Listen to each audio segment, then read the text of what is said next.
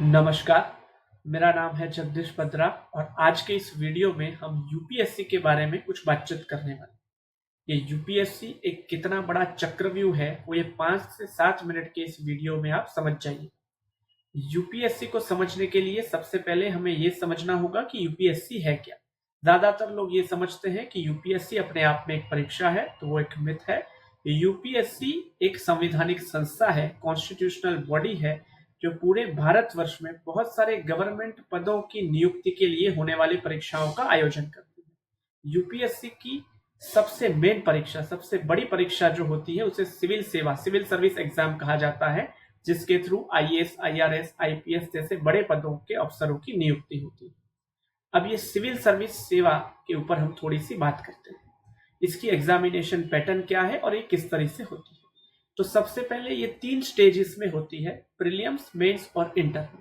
Prelims qualify करने के बाद आप मेंस में जाते हो, मेंस क्वालिफाई करने के बाद इंटरव्यू में, और अगर इंटरव्यू क्वालिफाई कर लिए तो आपकी इन पदों के ऊपर नियुक्ति हो जाती है। ये सुनने में आसान लगता है पर हकीकत में इतना आसान है नहीं। अब इस परीक्षा की परेशानियों के बारे में थोड़ा सा समझते हैं। सबसे मुख्य परेशानी जो इस परीक्षा की है, जो इस परीक्षा को सबसे ज्यादा मुश्किल बनाता है, वो ये है कि प्रीलिम्स क्वालिफाई करने के बाद आप मेंस के लिए अपीयर होते हो, और अगर मेंस आप क्लियर नहीं कर पाए तो आपको फिर से अगले साल मेंस नहीं देनी, आपको अगले साल वापस प्रीलियम से शुरू करना पड़ेगा। आपने प्रीलियम क्वालिफाई कर ली, मेन क्वालिफाई कर ली, इंटरव्यू तक आप पहुंच गए, पर इंटरव्यू में आपका सिलेक्शन नहीं हुआ, तो वापस अगले साल आपको वापस इंटरव्यू से शुरू नहीं करना, आपको वापस प्रीलियम से शुरू करना है। अगर इसको उदाहरण के तौर पर समझे तो 8वीं कक्षा की परीक्षा में आप पास हो गए, 9वीं कक्षा की परीक्षा में आप पास हो गए, अगर 10वीं कक्षा की परीक्षा में आप फेल हो गए तो वापस आपको 8वीं से शुरू करना है, ना कि 10वीं से, जो ये परीक्षा को और ज्यादा मुश्किल बनाता है। दूसरी इस परीक्षा की सबसे बड़ी समस्या क्या है, तो प्रीलिम्स और मेंस के बीच का जो अंतर है वो तकरीबन तकरीबन 3 से 4 महीने का रहता है। जैसे कि प्रीलिम्स अगर आपने क्वालिफाई कर ली तो आपकी 4 महीने के अंदर मेंस आ जाएगी, लेकिन मेंस की जो तैयारी होती है वो 4 महीने में कर पाना असंभव सा है।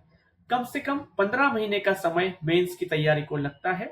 इसका अर्थ क्या हुआ कि प्रीलिम्स जब आप देने जाते हो तभी ही आप मेंस की तैयारी करके जाओगे, तो ही अगर आप प्रीलिम्स क्वालिफाई कर पाए तो 3 या 4 महीने में मेंस देने के लायक बनोगे। अदरवाइज अगर प्रीलिम क्वालिफाई करने के बाद आप 3 से 4 महीने के समय में मेंस की तैयारी करोगे तो सिलेबस ही इतना बड़ा है कि वो तैयारी करना संभव ही नहीं। इसको और उदाहरण से समझते हैं। 9वीं कक्षा की परीक्षा जब आप देने जाते हो तो आपको 10वीं कक्षा की परीक्षा की तैयारी भी साथ में करके जानी है, क्योंकि अगर 9वीं क्वालिफाई कर ली तो 10वीं की परीक्षा आपको 4 महीने के अंदर आ जाएगी। तो ये 2 मुख्य बातें जो इस परीक्षा को और भी मुश्किल बनाती है। ये बात हो गई इस परीक्षा के ढांचे की। अब बात करते हैं कुछ आंकड़ों के ऊपर, नंबर्स के ऊपर। तो ये हर साल लगभग लगभग 10 से 12 लाख लोग इस परीक्षा के लिए फॉर्म भरते हैं। मैं यहाँ पर ऑन एन एवरेज बात कर रहा हूं। अगर पिछले साल का डेटा लें 2023 का, तो तकरीबन 13 लाख लोगों ने इसका फॉर्म भरा था। बट यहाँ इस पूरे वीडियो में आसानी से समझने के लिए हम ऑन एन एवरेज आंकड़ों की बात करेंगे। 10 से 12 लाख लोग हर साल इस परीक्षा के लिए फॉर्म भरते हैं। इसमें से लगभग लगभग 5 से 6 लाख लोग ही परीक्षा में प्रीलियम के लिए अपीयर होते हैं। बाकी के 5 लाख लोग परीक्षा देने ही नहीं आते, तो उनको हम फिलहाल के लिए छोड़ देते हैं। 5 से 6 लाख लोग इसके लिए प्रीलिम्स में अपीयर होते हैं, और ये प्रीलियम में से लगभग लगभग 20-1 हजार लोगों का सिलेक्शन होता है मेंस के लिए, जो मेंस देते हैं। मेंस में क्वालिफाई होते हैं तकरीबन तकरीबन 2500 लोग, और इन 2500 लोग जो इंटरव्यू देते हैं उनमें से अंततः 1000 लोगों का सिलेक्शन होता है उन पदों पे, जिसकी बात हमने आगे इस वीडियो में की।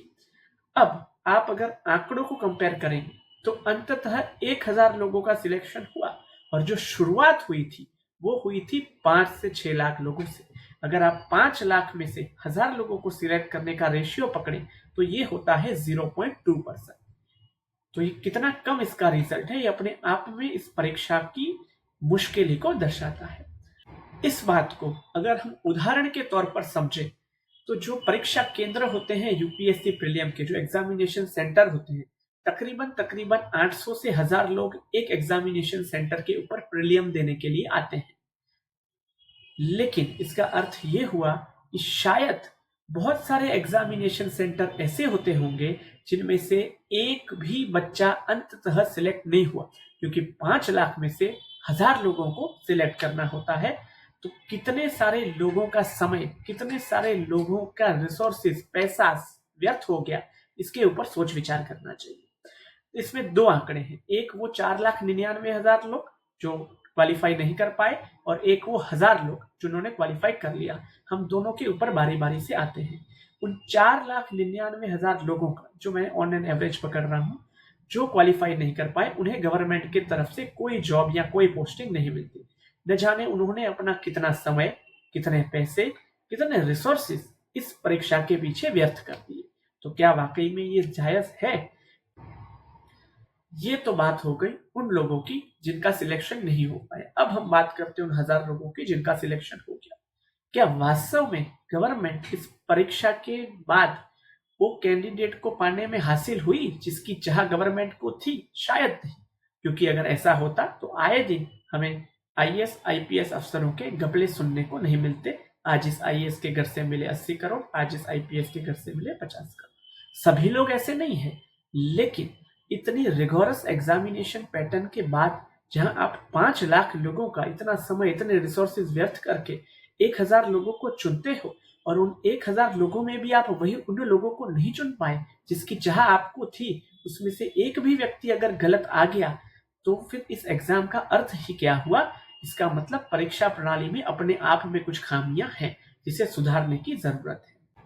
तो इसको ज्वाइन करने से पहले आपको सोच विचार करके आना है कि भाई, जिस परीक्षा में 5 लाख ब्रिलियंट माइंड्स आपके साथ compete करने वाले हैं, अंततः उनमें 1000 लोगों का सिलेक्शन होगा। तो ये परीक्षा प्रणाली में बहुत सारी कितनी खामियां हैं, तो ये ध्यान में रखने के बाद आप इसे ज्वाइन करें और सोच विचार करके ज्वाइन करें। अब गवर्नमेंट के लिए एक संदेश कि इसके ऊपर क्या करना चाहिए। 140 करोड़ की जनसंख्या वाले इस देश में हमारे पास एक्सपर्ट्स की कमी नहीं है, निष्णातों की कमी नहीं है। गवर्नमेंट को क्या करना चाहिए? कोई 8-10 ऐसे एक्सपर्ट्स को पकड़ के उनकी कमेटी बनाए और मंथन हो इस परीक्षा प्रणाली में क्या सुधार किए जा सकते हैं।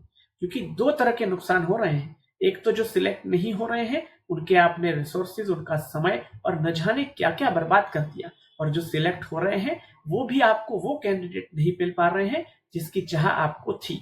यह तो दर्शाता है कि इस परीक्षा प्रणाली में बहुत सारी खामियां हैं, क्योंकि इतनी रिगोरस एग्जामिनेशन पैटर्न के बाद भी इस परीक्षा का जो ऑब्जेक्टिव था वो अंततः गवर्नमेंट अचीव नहीं कर पाई। तो एक ऐसे 8 से 10 एक्सपर्ट्स की कमेटी बनाकर इसके ऊपर गवर्नमेंट को मंथन करना चाहिए और बेसिक ढांचे में, बुनियादी ढांचे में सुधार करने की आवश्यकता इसके ऊपर है। मैं इस वीडियो के माध्यम से इतना ही कहना चाहूंगा। आप भी अपने विचार जरूर इसके ऊपर रखें। नमस्कार।